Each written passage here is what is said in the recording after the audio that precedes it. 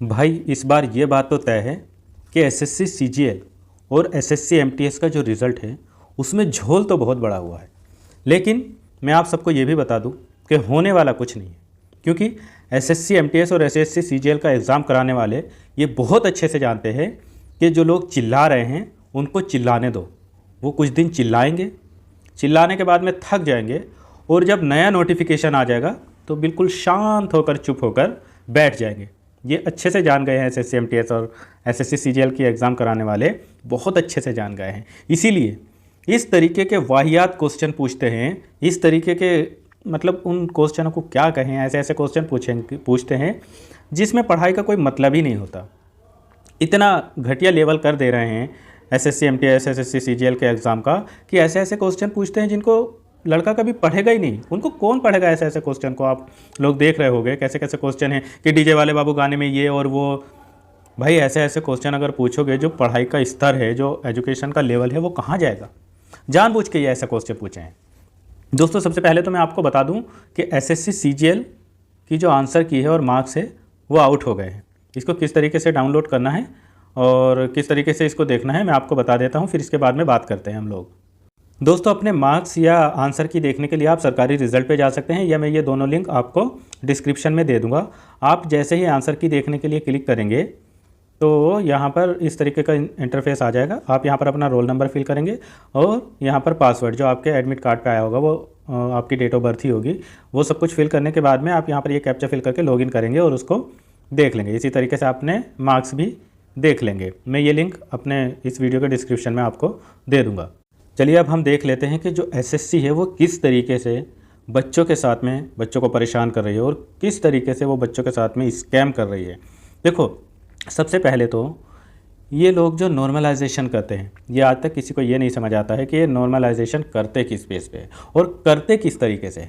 कई सारे टीचर्स, जैसे अभी आपने देखा खान सर हुए, अभिनव सर हुए, और भी कई सारे ऐसे टीचर हैं जो इनसे ये सवाल पूछ रहे हैं और ये बता रहे हैं कि नॉर्मलाइजेशन करते किस बेस पे हो। आप ये समझिए, एक जेन्युइन लड़का जिसके 118 नंबर आए होंगे, और एक रो मार्क्स की बात कर रहा हूँ, और एक वो जिसके 90 ही या 100 या 110 मार्क्स आए, और उसका नॉर्मलाइजेशन इस कदर का हो गया है 90 वाले का या 100 वाले का कि उसके कम से कम 40, 50, 30, 20 इस तरीके से नॉर्मलाइजेशन में उसके नंबर बढ़ गए हैं। एक जेन्युइन लड़का जो मेहनत करके पेपर देने गया था और उसने अपनी मेहनत से 118 रो मार्क्स पाए हैं, वो पास नहीं हो पाया है, उसको अच्छी पोस्ट नहीं मिल पाई है।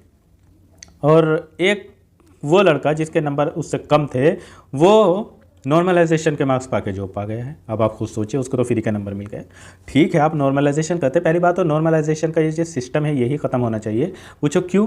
इसलिए कि किस शिफ्ट में कौन सा क्वेश्चन आता है और किस शिफ्ट में कौन से मार्क्स आते हैं। मतलब ऐसा क्वेश्चन आता है जो आपको ईजी लगता है और मुझे वो हार्ड लगता है। ये बहुत लोग इस बात को कह रहे हैं कि ये कैसे डिसाइड करोगे कि किस बच्चे को कौन सा क्वेश्चन हार्ड लग रहा है और कौन सा इजी लग रहा है। ये भी तो बात है। तो इसलिए इनको जब क्वेश्चन पेपर, इनके पास में केवल पेपर कराने का यही काम है कि इनको केवल पेपर कराना है, बाकी और कोई काम नहीं करना है। केवल इनको जो ये एजेंसी करवा रही है एसएससी सीजीएल और एमटीएस के, इनको केवल और केवल बस पेपर ही कराना है, बाकी दीन दुनिया से कोई मतलब नहीं है इनको एग्ज़ाम ही कंडक्ट कराने हैं। तो भी ये क्वेश्चन पेपर सही से नहीं बना पाते हैं। अरे इस तरीके का अगर ये सही से काम करे, इतने बड़े बड़े अधिकारी बैठे हैं, हाई लेवल के अधिकारी बैठे हैं, लेकिन इनको ये नहीं पता है कि किस तरीके से क्वेश्चन पूछना है लड़कों से, किस तरीके से लड़कों के पास में क्वेश्चन रखने हैं। आप ये समझिए, ऐसे ऐसे पूछते हैं कि डीजे वाले बाबू में उसमें कितनी रैंक आई, ये क्या है। ये सब क्वेश्चन वाहियात तरीके से क्वेश्चन पूछते हैं। बिल्कुल लगता है कि अनपढ़ गंवार बैठे हुए हैं, कुछ समझ ही नहीं आता है। अरे एजुकेशन के स्तर को इस तरीके का घटा रहे हैं। बढ़िया बढ़िया क्वेश्चन पूछने चाहिए, किसको क्या अवार्ड मिला है, किसने क्या अच्छा काम किया है, ये सारी चीज़ें पूछनी चाहिए जो लड़के उनको पढ़ते हैं। और ऐसे ऐसे ही वहाँ डीजे वाले बाबू कौन देखने जा रहा है। ये सब बहुत सारे ऐसे क्वेश्चन हैं, आपने भी देखा होगा सीजीएल में, तो आपने खुद ही देखा होगा। और अब एक बात और समझिए, सबसे बड़ा ये खेल किस लिए कर रहे हैं, इन्होंने जो आंसर सही भी थे, बहुत सारे आंसरों को अब उन्होंने गलत कर दिया। ये क्या कहते हैं, जब इन पे बहुत कोई क्वेश्चन ऐसा होता है जिसमें थोड़ा बहुत डाउट होता है और उस पर बहुत सारे लड़के उस पर पैसा भर के उस पर जब करेक्शन की डेट आती है या आंसर की में जब वो ये करते हैं कि उस पर आपका आंसर क्या है, आपकी राय क्या है, तो उसमें बहुत सारे लड़के उस क्वेश्चन पर ब्लेम कर देते हैं।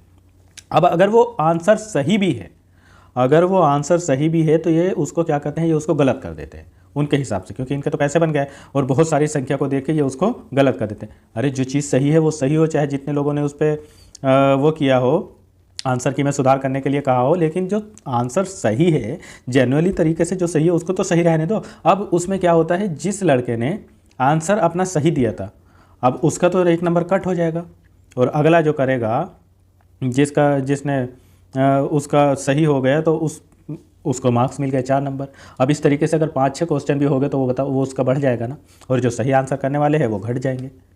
कुछ रूल्स नहीं है, कुछ भी एसएससी के जो पेपर करा रही है इनके पास में किसी तरीके का कोई रूल्स नहीं है, कुछ भी नहीं है। इतने सारे इन्होंने कम से कम 19 क्वेश्चन सीजीएल में ऐसे हैं जो इन्होंने गलत कर दिए। अब आप समझिए, और पहली बात तो ये जानबूझकर कई सारे आंसर तो ऐसे देते हैं उसमें जो बिल्कुल गलत होते हैं, ये जानबूझ के रखते हैं कि लड़के उस पर एक्शन लेंगे, और उसके हिसाब से आप जानते ही पैसा लगता है सही आंसर कराने का भी, उसमें इनकी भरपूर कमाई हो जाती है। फॉर्म जब फिल कराते हैं तब इनकी भरपूर कमाई हो जाती है।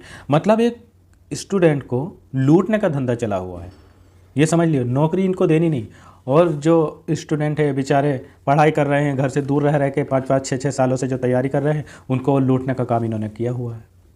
तो बहुत बड़ा स्कैम है भाई इसमें। और मैंने जैसे शुरू में ही आपको बताया कि होने वाला कुछ नहीं। मैंने आपको शुरू में बोला ना कि एसएससी समझ गए हैं, ये सब समझ गए हैं, जो पेपर कराने वाले हैं ये सब समझ गए हैं कि ये कुछ दिन चिल्लाएंगे, इनको चिल्लाने दो, उसके बाद में शांत होकर बैठ जाएंगे, और बस फिर अगला नोटिफिकेशन तब तक आ जाएगा, फिर सब ठंडे बस्ते में चला जाएगा कि अब अगली नौकरी आ गई है, अब इसकी तैयारी करो। ये अपनों को भर रहे हैं। इनके जो जानने वाले हैं ये औरों की पोस्ट पे, वो दिव्यांगों की पोस्ट हो या नॉर्मल की, ये सब उस पर भर रहे हैं। आप देख सकते हैं कई सारे, जैसे रेलवे में कई बार ऐसा हुआ कि एक डमी बंदे ने उसका पेपर दिया, कई जगह ऐसे ही पास कर देते हैं। तो बहुत सारे इसमें घोटाले हैं भाई। ये देखो, पता नहीं जेन्युइन वो दिव्यांग हो या नॉर्मल, पता नहीं किस तरीके से जॉब लगेगी, किस तरीके से नहीं लगेगी।